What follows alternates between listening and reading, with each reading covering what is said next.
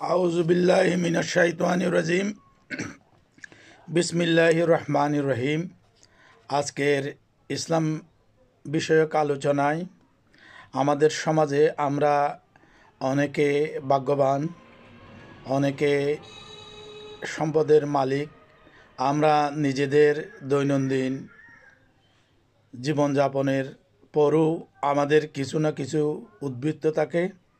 আবার আমাদের মধ্যে অনেকে ফকির, মিসকিন, যারা নিতান্তই অভাবী, অর্থাৎ সমাজে প্রকৃতপক্ষেই অভাবী, তারা অত্যন্ত দুঃখ কষ্টে থাকে। তবে কিন্তু সমাজের মধ্যে আমাদের বেশ কিছু ছদ্মবেশী ভিক্ষুক, মিসকিন, ফকির এর আবির্ভাব হয়েছে। এই জন্য আমাদেরকে প্রকৃত অভাবী, প্রকৃত অনেক সম্মানিত ব্যক্তি প্রকৃতভাবে অভাবী, কিন্তু মান ইজ্জতের ভয়ে তার অভাব, এই দুঃখ কষ্টের কথা আমাদেরকে জানাচ্ছে না। আমাদের প্রকৃতভাবে তাদের অবস্থা যদি আমরা জানি, তাদেরকে সহযোগিতা করতে হবে এবং ভণ্ড প্রফেশনাল যেসব ফকির মিসকিন সেজে সমাজে ব্যবসা জুটে দিয়েছে তাদের ব্যাপারে সতর্ক হতে হবে।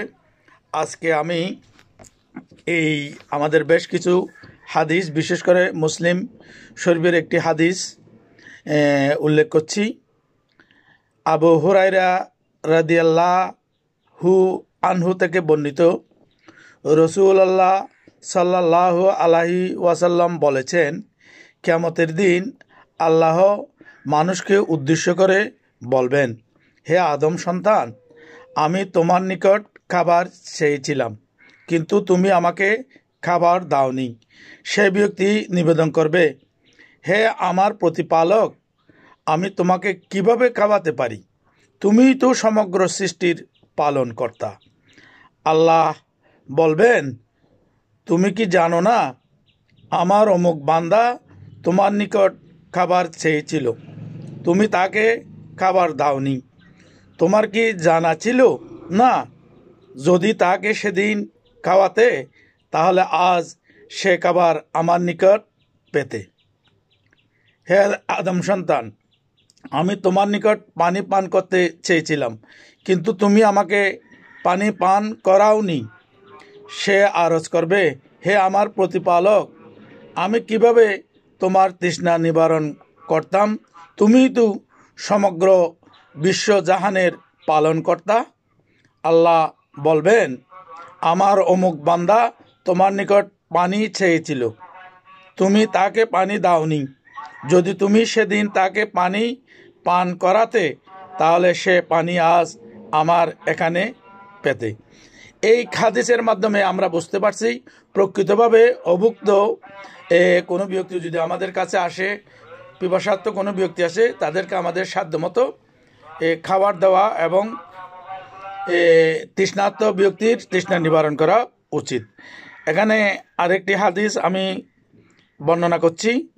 আনাস ইবনে মালিক রাদিয়াল্লাহু আনহু থেকে বর্ণিত, রাসূলুল্লাহ সাল্লাল্লাহু আলাইহি ওয়াসাল্লাম বলেছেন, সর্বোত্তম সাদকা হলো কোনো ক্ষুধার্তকে পেট ভরে খাওয়ানো।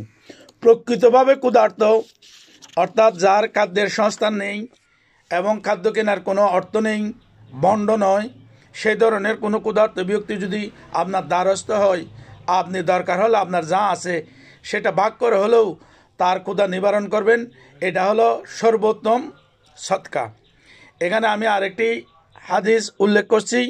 উম্মে বহাঈদ রাদিয়াল্লাহু আনহা থেকে বর্ণিত, রাসূলুল্লাহ সাল্লাল্লাহু আলাইহি ওয়াসাল্লাম বলেছেন, সাহায্য প্রার্থীকে কিছু না কিছু দিয়ে বিদায় করো, যদি সেটা জলসানেও পায়াও হয়।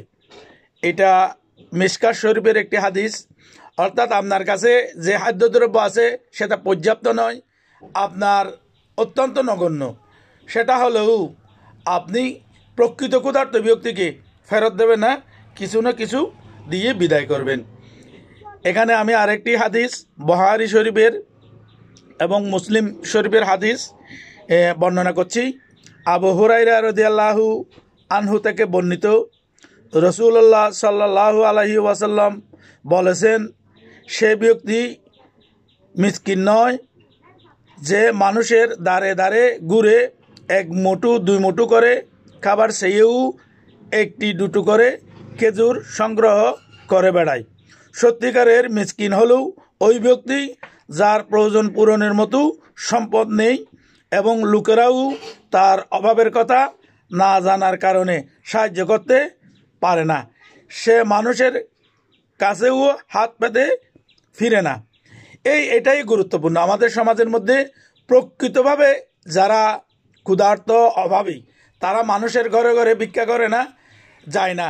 যারা এই যে ঘরে ঘরে এই যে সাহায্য চায়, তারা এই যে প্রফেশনাল যদি হয়ে থাকে, তাদেরকে না দিয়ে প্রকৃত সম্মানিত ব্যক্তি, প্রকৃত অভাবী, তাদের খোঁজখবর নিয়ে আমাদের সামর্থ্য অনুযায়ী তাদেরকে সহায়তা করা উচিত। আমি এখানে আরেকটি হাদিস বর্ণনা করছি। আবু হুরায়রা রাদিয়াল্লাহু আনহু থেকে বর্ণিত, রাসূলুল্লাহ সাল্লাল্লাহু আলাইহি ওয়াসাল্লাম বলেছেন, দাস দাসীদের অধিকার হলো তাদেরকে খাদ্য ও পোশাক দেওয়া। তাদের উপর এমন কাজের বোঝা চাপাবে না যা বহন করার শক্তি তাদের নেই। এই হাদিসটি আমাদের চাকর চাকরানি যারা আছে, আমরা নিজেরা ও মানুষ, ওরাও মানুষ, এটা বুঝতে হবে। ওদের সামর্থ্য নাই বলে আমাদের বাড়িতে কাজ করছে, ওদের সামর্থ্যের বাইরে কোনো কাজ আমরা ওদেরকে দেব না। ওদের প্রতি সহানুভূতিশীল হব এবং ওদেরকে মানবিক মর্যাদা দেব, ওদের পেশাকে সম্মান করব। আল্লাহ আমাদের সবাইকে এই হাদিসের শিক্ষা অনুযায়ী আমল করার তৌফিক দান করুক। আমা তৌফিকি ইল্লা বিল্লাহ।